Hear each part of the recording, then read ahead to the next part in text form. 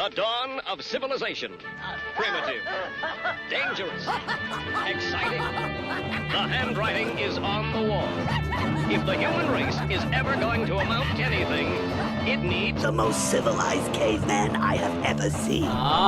Look who's come out of his cave. You're listening to the Knuckle Draggers extravaganza on Z Digital. If you're joining us at a later date through Cave Dwelling Music, my name is Matt, and we are rejoined by a gentleman we had on the show probably 2 months ago now, and we've enlisted an extra person for this one here. We've got Aaron and Jon joining us this evening. How are we, gents? Great. Let's just say great. We'll take it. Now, listeners, Jon, like we said, may remember you from a show we did probably about a month, maybe 2 months ago now. It all sort of blends into one, really. Yeah, it does. And during the interview, we were like, okay, we got to get Aaron on board to get everything in regards to Mythscribe and Mystic Sceptre. But I want to bring things back and ask you guys a question that I've recently, it's been going around the office here. What kind of wizard would you guys be? I'm going to give you two options, but if you can think of a better one, by all means, go for it. Are you a pointy hat and a staff kind of wizard, or are you like the dark cloak, glowing green potion kind of wizard? Oh, Jesus Christ. I don't think I've been asked a more difficult question.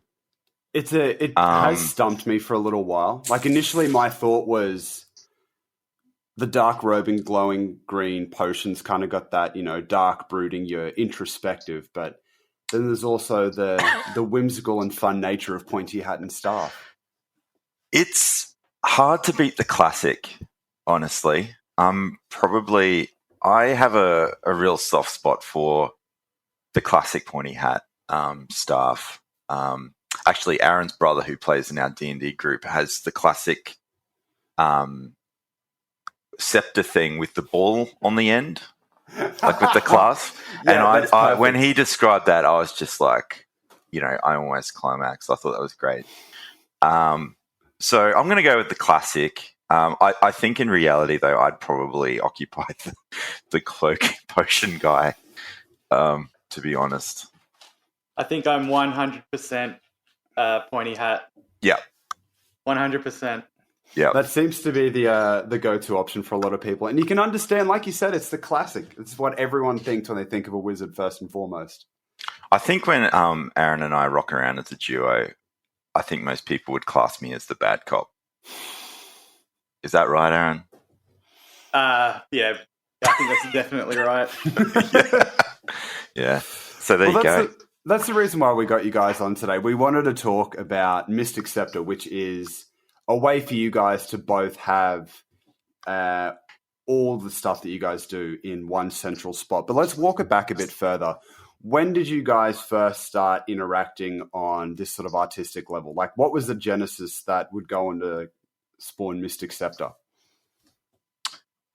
Well, our bands used to play together way back in the day at Rick's Bar. Aaron's band, the classic.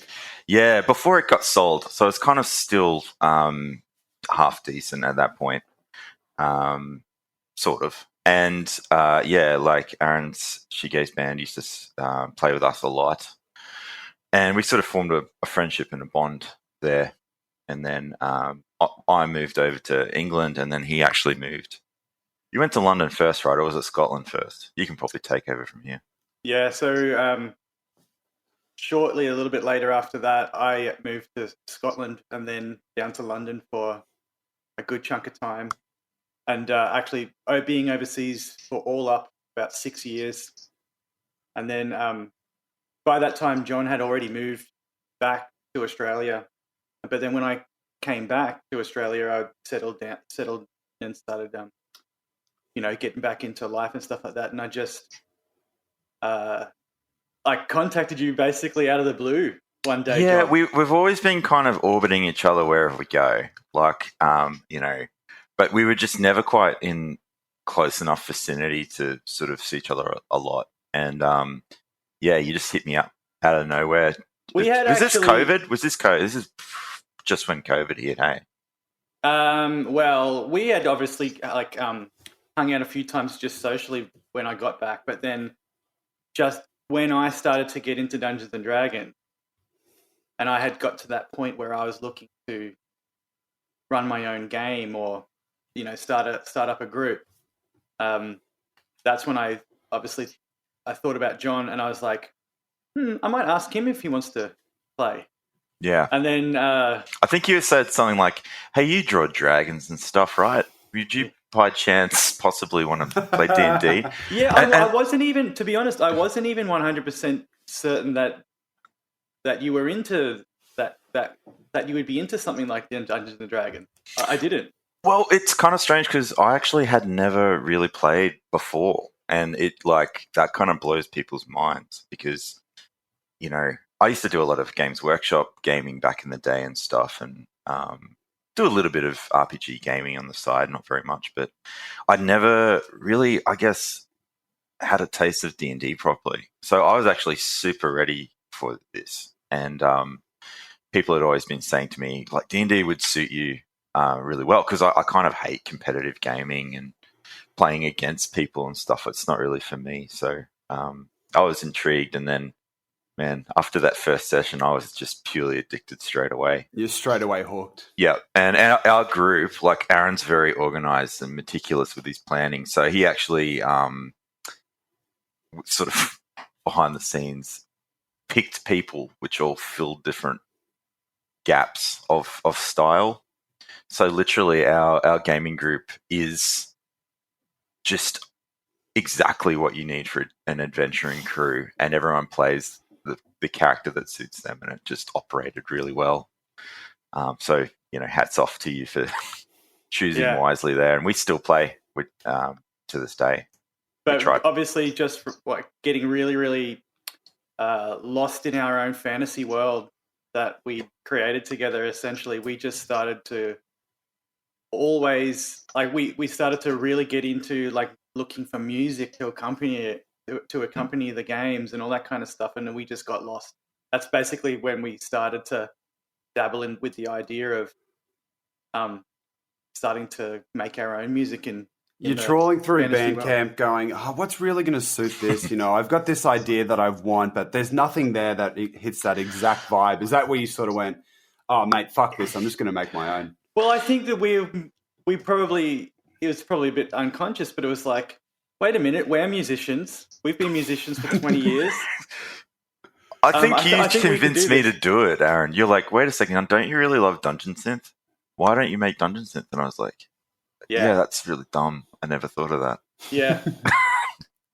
But I think also the rest is history. Because we had our big, I call it Chill One playlist that would go on for ever. And then kind of as you were hacking up the rules to make it more and more like old school and dungeony and kind of going back to rudimentary stuff, moving away from the 5e-ness. And yeah, so the music kind of needed to be a little bit like grittier for that. And so it was this kind of thing that sort of just happened over a period of time. And I became obsessed with Dungeon Synth very quickly. Like everyone who finds it for the first time, I just couldn't believe that it existed. Yeah, it's one of those things. And we were mentioning this last time, Jon, when we were having a chat, that's how you came into Dungeon Synth. Aaron, was that how you came across it as well? Or were you orbiting Dungeon Synth before going, I've got to start making music for my own campaign? Well, I think no. It was actually I got into Dungeon Synth through this and through the process that we just described. Again, I also was someone who was like when Jon put me onto Dungeon Synth music. I was thinking I was also thinking, I can't believe that this exists, because the music that you would think to accompany your games and to accompany your fantasy, thinking about like fantasy worlds and stuff like that, is you're going to, as far as I was concerned, you're going to look towards soundtrack music and relevant fantasy soundtracks, game soundtracks, stuff like that, and for it to to actually see that there is a whole genre of a whole style of music, a whole world of music that's like goes even further. It's actually no, this is dungeoneering background music.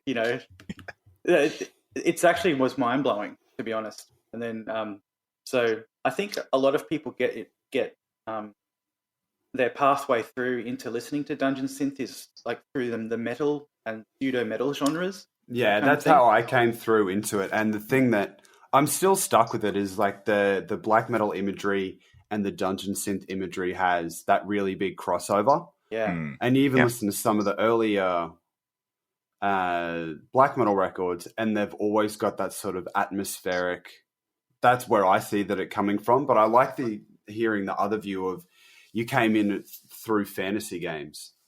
Yeah. And for me, like, because I probably am more partisan to death metal, particularly European stuff from like, the 90s. And I think a lot of that stuff from like Benediction and Bolt Thrower and stuff has a kind of zany fantasy thing, which paralleled to the gaming stuff I was interested in, where the black metal stuff tends to be, a lot more morose and sort of, graveyardy and stuff like that. And I quite liked the fact that Dungeon Synth did have both of those options. It does have, that kind of fantasy tropey stuff that lured me in because of the connections with death metal, even though it's, obviously the black metal connection's far stronger with where it came from and stuff. But yeah, it was that I didn't really have the black metal connection, to be honest. So, bit different.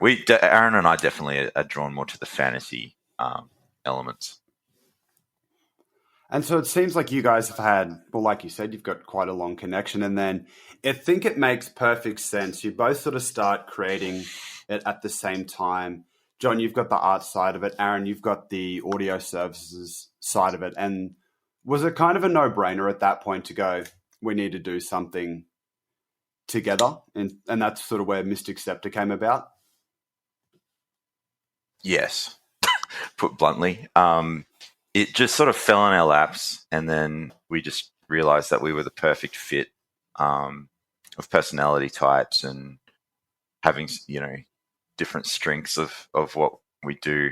It just sort of seemed like, very obvious, right? As like it just was like it would be stupid for us not to like combine forces and. Yeah, if I'll just jump in, I'll probably say, I think it just became obvious when Jon made his first Lurid Orb album, and he went through the process of doing that, and then I actually helped him to set up a lot of like his instrumentation and using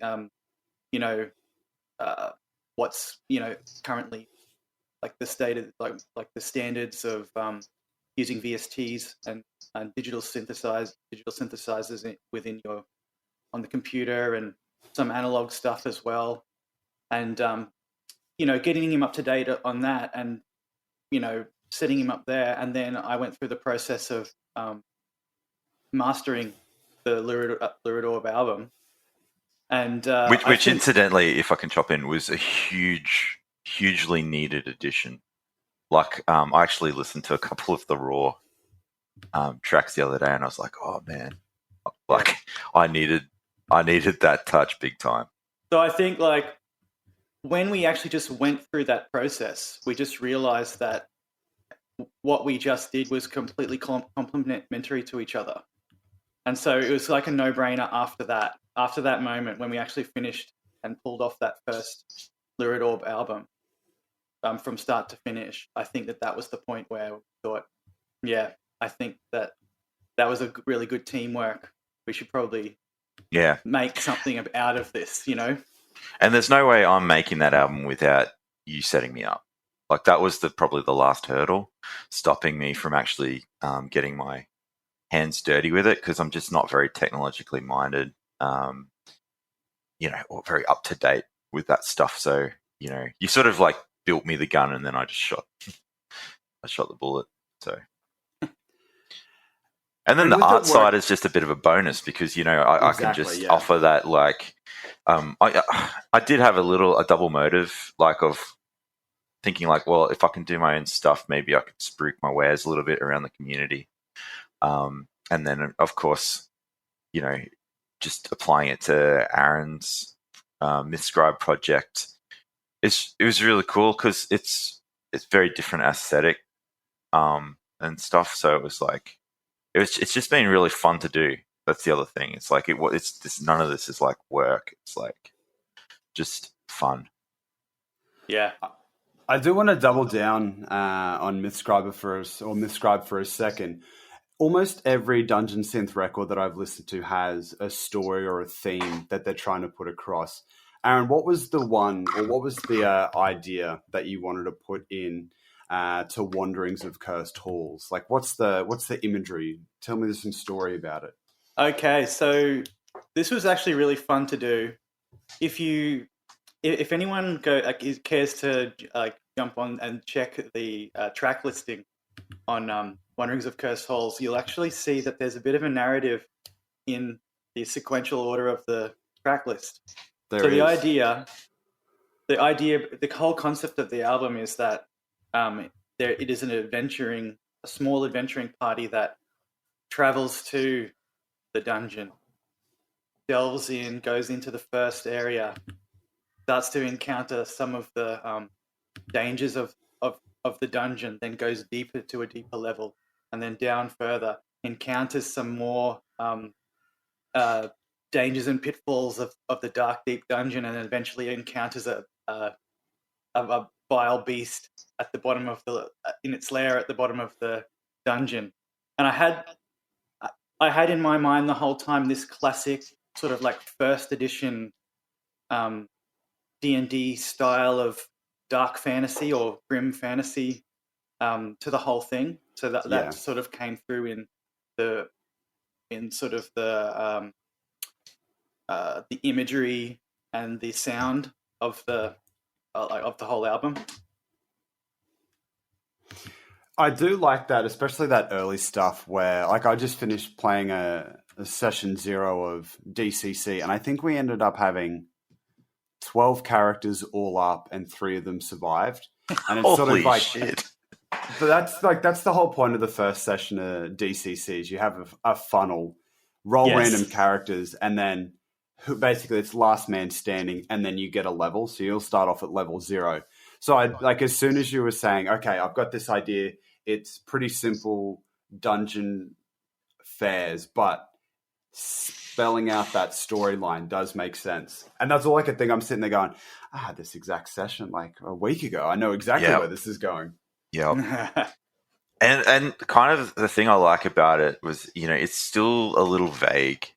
You know, it's not, you know, pointing out exactly what the things are. It's sort of leaving that up to you, which I think you can see has a big effect reading the comments on like his YouTube.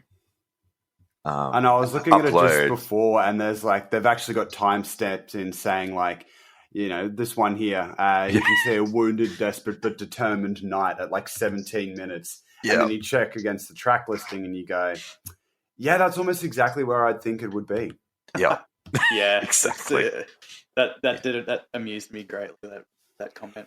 Yeah. How have you found going into the Dungeon Synth world in terms of actually producing and making your own music? Because it seems like one of those things where everyone knows everyone. It's quite an online genre, and I know that there was one show you guys did at Netherworld a while back, but how have you found the response? Well, break it down. How have you found the response in Australia versus how have you found the response online? With people in Australia, they just come and stick to you straight away because they're just excited that there's local people doing this. It's almost like you can't believe that someone's doing this. Like you said, you couldn't believe that there was music made specifically for this. Yeah. But then you doubled down. It's like, holy shit, people are doing this in Australia. Yeah, exactly. And actually, we've got really good people doing it. I think I mentioned this last time we talked, but, you know, some of my idols I talk to now, like online. And, when I found out Questmaster and Vincalder is from, Australia, I was like, what the hell? Like, Yeah, realizing and Questmaster was Australia was a big one for me because it's one of those names that you see everywhere, and because of like how anonymous the genre is as a whole, when you actually find out where people are from, you go, holy shit! yeah, it's really weird. And I think Australians have a little bit of an innate ability to deal with niche genres like this because they don't actually like in their lives experience the things that go into it directly. They don't live around castles. They don't have cold winters. They don't, there's not huge vast mountains here or misty. So I think Australians have a good ability to kind of like, I don't know, like kit bash ideas together well. So a lot of different types of people can kind of get into it. I think that's probably a strength of Australians in general. It kind of adds another level of fantasy to it because, like you said, there's not too many castles. I don't think there are any in Australia, but the misty landscapes and the mountains are few and far between unless you go to, like your Tasmanias or like Victoria and those kind of places. But even then, it's like, how many people are going down there? How many people live in that kind of area? Yeah, exactly. And you hear a lot of the guys from like Scandinavia and stuff, like they have a direct relationship with their sound, like, and you can kind of hear that it's just a little closer and I guess like more automatic for them. Where, I don't know, Aaron, do you kind of feel like you can do whatever you like because you're not directly connected to an identity? I think that's a good way to put it. Yeah. I think if you were living near the like classic European forest or near castles or misty mountains and stuff like that, I think that that would be so close to your idea of what those things are that it would be kind of like almost mundane to you. Whereas I think that, if you don't exist in that environment at all, you have to exercise your imagination. You just have to. You have to build the world because you don't see it every day. And I think just having to build that world for yourself, I think it might draw out a bit of creativity. So have you found that with the other Australian dungeon synth guys is because they don't have that direct link, the stories or at least the music that they're putting out is a little bit more narrative based as opposed to being a direct reflection of what's in front of them? I think so. I think by and large, there tends to be a lot more width of sound. Like I notice with a lot of the Australian guys, like each album sounds really different, or each song within the album sound quite different and varied. I think that is increasing across the board in Dungeon Synth these days because everyone's having to up their game. But I think with Australian, composers, it's just a little bit more automatic and natural to them, for sure. And what about you, Aaron? Do you see a little bit more in terms of the creativity and the story-driven nature of the Australian side of things? Yeah, I think that's pretty much definitely the case. I think the Australian artists are creating their own concepts, and like that's what I'm doing. And so I presume it's pretty much the same for even like all the guys down south and stuff like that. Yeah, and a lot of the releases are kind of conceptualized in full, with themed, merch and physical drops and stuff. Like it's kind of, they're in bundles of stuff, which is not just Australian, but that it does seem to be a lot more prevalent here or natural compared to over in the States and Europe. But one of the big ones that I got onto recently, I think they're from Perth. They're a black metal band, but they did this great dungeon synth record about how the Nazgul became the Nazgul, and it's like it's a direct reflection of that. And with the song titles and everything, it goes through it step by step. I think it's Fathamage or Fathamage. Yeah. Don't ask me to pronounce that, but I know you're talking about. You know the guy. Yeah. Really cool stuff. And I think that hits the nail on the head because it's so far removed from the classic imagery. You do tend to draw inspiration from myths, stories, and games rather than actually being able to see it and have it directly reflected into what you're doing. For sure. Yep.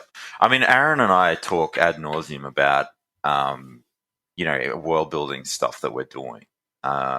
Not just with Dungeon Synth, but just with D&D or, stuff that I'm working on for my personal projects. And like, we're always just talking about all this sort of stuff, humming away in the background. I mean, I might allude to what you were telling me last time we talked, Az, about, maybe the concepts around your next release, which was, definitely pricked my ears. Is that the term? You know what I mean? Think so. Yeah. That sounds weird. But yeah, I was like, oh, whoa, that sounds crazy. And it's like, we're always talking about possibilities and what can be done. And like, what more can you do and how crazy can you make it? And I just think it's going to get crazier and crazier, hopefully. So do you find it easier starting with the world that you're building and then going out from there rather than starting with an idea and having to flesh it out with the world? You go first, Naz. Yeah, for me, everything that I conceive of in a fantasy sense or some kind of narrative that I'm building is naturally within a world that I've already built and that I understand the parameters of. Even the dungeon that exists within the album of Wanderings of Cursed Halls, it exists in my world somewhere. I wouldn't be able to point to you on the map, but that does exist in that world. So like when I conceive of what's happening there and what the adventurers are doing and stuff like that, it's definitely within the world that I've already pre-built. Like, I tend to work for Lurid Orb stuff in kind of very abstract concepts, like just a slapdash sort of idea, and then kind of fill in the gaps to make that work as a narrative. And sometimes the ideas are really like, they don't go anywhere. But usually they kind of do. Like, I have every single song title and concept already planned for the next album before I've even started working on the songs. But then, for example, I've just having a look at some of the notes in my like little tome thing here, and I'm like, album idea: songs in tribute to the love of two aeonic gods, one of which was lost forever. And then, like, the first song would be the fish mistress that could not evolve in time, so she was lost to the dried lakes. This is the kind of stuff that my wife is in bed next to me going, "What are you doing?" I'm like, "Oh, nothing." I mean, I'm not doing anything. I'm terrible for that and Duolingo. Like, I'll sit there at night just in like trying to learn Italian words, but seems like you're out here creating full worlds. Sorry. Oh, yeah. It's fun. I like doing this kind of stuff. So we've got one release each from Lurid Orb and Mythscribe. And that's sort of where we see Mystic Sceptre at the moment. What have you guys got lined up, either individually or through some sort of collaboration? What's 2024 going to be looking like for you guys, do you think? Go ahead, Jon, if you want to go. Jump in. Well, I think I'd be surprised if both of us don't have another album out. Maybe we'd be pushing it to get it done early in the year, but I think we'll probably have albums follow-ups done next year. I've got a physical release through Brilliant Emperor coming, which was originally going to be like a tape and shirt drop, but we've upscaled that to be vinyl, which is super awesome. Yeah, talk us through that. That's an exciting time.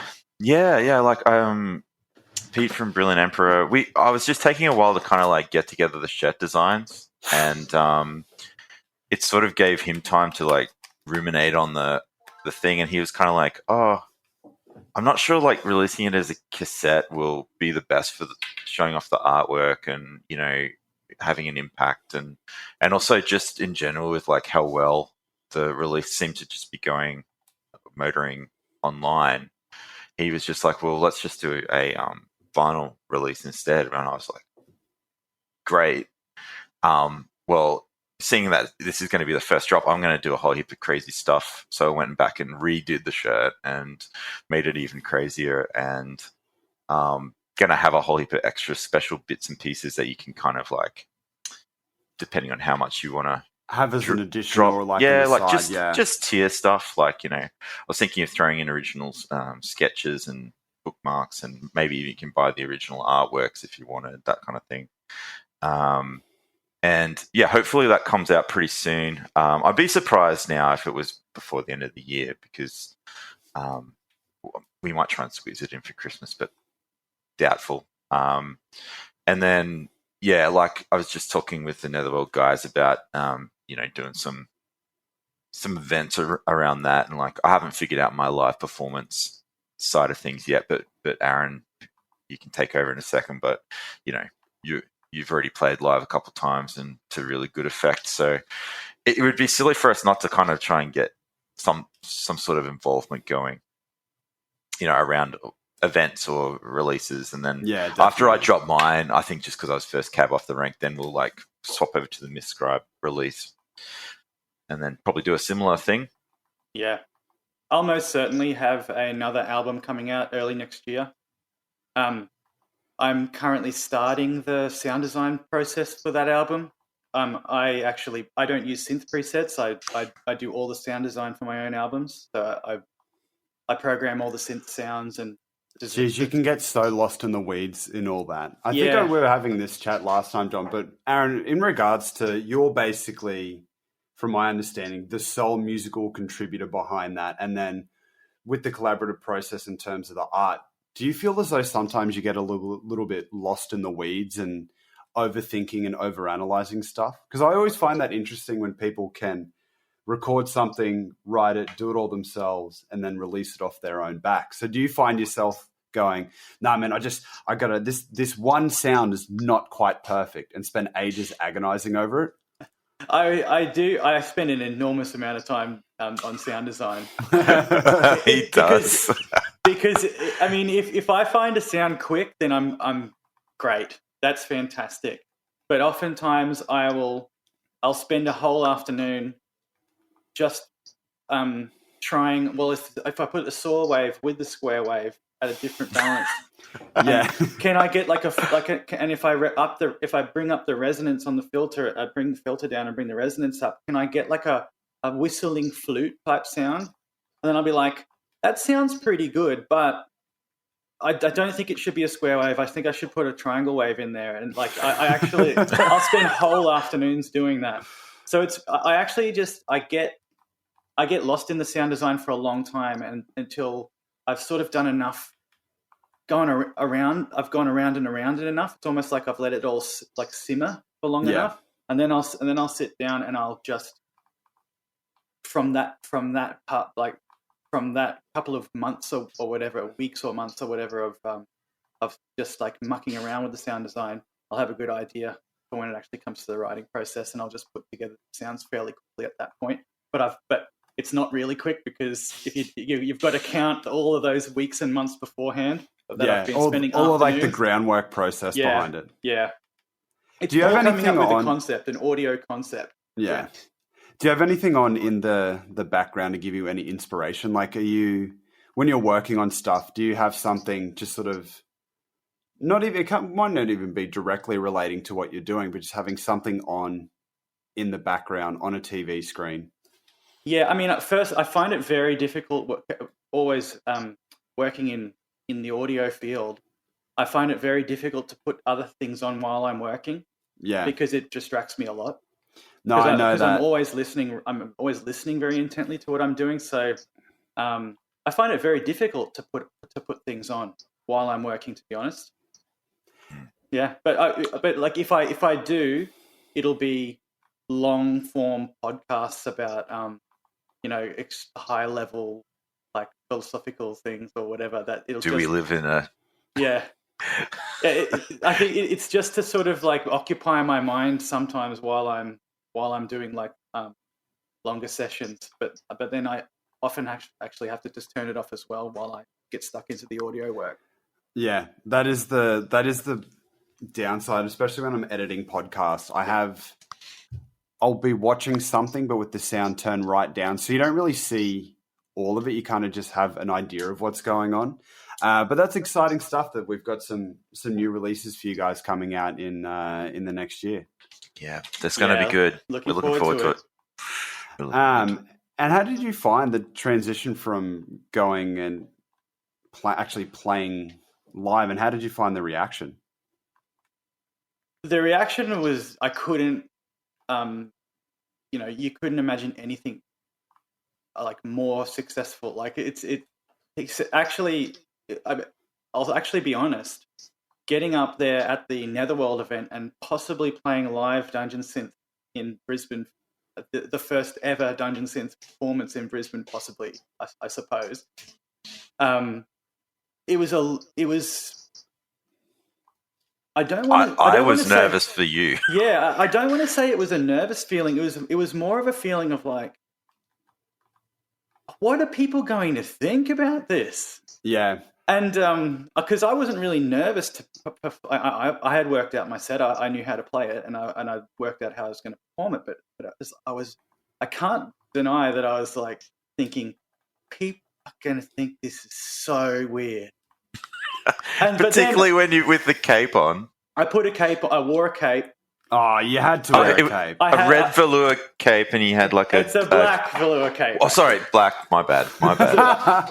But you might be confused because they had lit it all up in red light. That's exactly, yeah, because when I look back over my videos, it looks red. Yep. So I'm on stage with a cape on, with my synth set up in front of me and set to the side, and it's up in this like wooden display case with the lights blinking and stuff like that.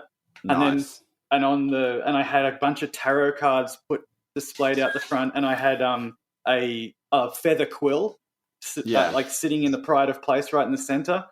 And I'm just thinking to myself, people, I think I'm insane right now. But then I started playing, and it was fine. People, they loved it, and I couldn't believe it at the end. It was amazing. I find it is one of those genres though where unless you're in the know, it is a bit obtuse, and you aren't too sure how people are going to react or what they're going to think. Like people who love it, love it, and if not, it's just kind of like, what the hell is this? Yeah, I mean, Aaron did a really good job of performing it in an entertaining fashion too. Like, I mean, the crowd that was there for the Dark Souls theme event, that's probably a good first gig crowd to have. Yeah, you kind of know what's going on. But definitely because you had the long intro part, and I think people were kind of like, looking between each other over their drinks and sort of like, what's going on? And then like the first beer dropped in, and everyone was like, whoa, damn. And it was like really loud, and you're kind of like running around all over the place doing stuff. And I think people were like, holy shit, like this is actually like not just a dude with his laptop sort of thing. Yeah, I'm actually tweaking the synth parameters live and stuff like that. Yeah, and I think people were like resonated. They could see that I was actually performing it, rather than a DJ sitting there pressing one button, doing the hand things, and like faking touching the faders. Yeah, I mean, I actually I'm very dedicated to making sure that when I perform live, that it is a performance, and I think that's been something that I've actually had as a mission for this music, this music that I've been making as Myth Scribe. What is your idea of your live performance? And John, we can touch on this when you like what your idea is for when you start performing live. But Aaron, for you, what is the visual that you want to get across performing live as Myth Scribe? The visual? Yeah, like what do you? Yeah. What are you wanting to put forward? I would actually prefer it. Like, I'd actually love it if I had more tables with synths and stuff on them.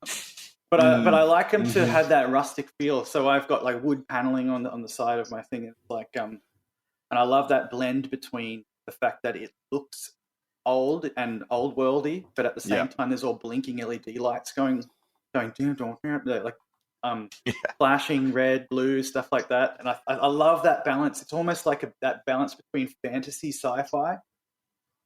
So there's that beautiful blend, particularly with old fantasy old fantasy and sci-fi, where there actually was very little difference between what was fantasy and sci-fi back in the day, in like the 60s and stuff. And I love that as a visual. And personally, I'd love to have a whole nother table on the other side, so that the stage was flanked with these kind of like analog synthesized with wood paneling and all sorts of accoutrements like feather quills and like an alchemy set. See, there we go. That brings us back to our original question of the glowing green pot. Yes. Mm-hmm. Hey, perhaps I'm not the pointy hat wizard at all. And John, for you, what is the? You haven't played live as of yet, is that right? No. And we actually were talking about this really recently. Like, Aaron is like, how are we going to unwrap this problem? And I'm probably not technically as adept a musician as Aaron naturally. So like the idea of playing complicated parts and stuff on stage really doesn't float my boat. I actually started getting into this genre to avoid playing live, and now I've got this problem because I think I need to do it. So I think probably we butted our heads together, and I would like to maybe put some pretty big effort into like the dress up element and the visuals, like projected stuff. And I want to acquire somehow like timpanis and gongs to like add that element of percussion live, and then probably just zone in on some of the more crucial elements with the synths to play live. But I certainly won't be doing the kind of technical backflips that Aaron will do. So I'll have to smoke and mirrors it with like visuals and weird stuff. And I've actually been on the search for picking up some orbs. I went to a crystal place down in Mount Tambourine, and they disappointed me. And trying to find one of those old, the start of X-Files, and there's that like electricity orb and stuff. Yeah, so, I know the ones. If anyone out there knows where I can acquire any of these things, let me know. I always thought that was like when you're a kid, you'd go to like National Geographic, like those kind of stores. Granny Mays for the 90s kids. They were always going off with the lava lamp section in Indooroopilly. So like, I think I'll just try and acquire all this kind of crazy stuff and see what I can come up with. But I'm probably still a fair way away to figuring this out. I think I'll get the release out of the way first, and then go from there. Yeah, start under navigation from Aaron, like getting some setups and just figuring out what I need and that kind of thing. So I'm keen though. I would love for us to place in a cathedral somewhere. I think that would be a huge goal, or in some sort of underground tunnel or something like that. I can't remember where. I think it's I think it is a church in the valley, but they do have gigs there. We Set Sail played there maybe 2 years ago now. Is that the one that's kind of tucked off the street and then it's actually quite huge? Yeah. It is that one. A friend of mine, Gail Saronda, who has a fashion label, they actually did a kind of gothy fashion show there where they took out all the pews and that's cool. Really pissed off the congregation members, to be honest. They were having a huge it was the first and only time the pews had been taken out of the church since it and was they had built. No idea what to do with it. They were screaming. I was there helping them move everything, and I'm like, but that would be somewhere like that would be absolutely unreal. Yeah, that'd be a cool place to do it. I'm not sure how we'd set that up. But yeah, I don't know. Well, that's everything that I had lined up for you guys. Is there anything else that we missed that you wanted to have a chat about? No, I think we covered a lot of good stuff. No, I'd probably just say like just anybody who's like heard of Mystic Sceptre now and like wants to follow along with what we're doing, just stay tuned. Check out our website and check out our socials. We've got socials for all of our like projects and stuff like that.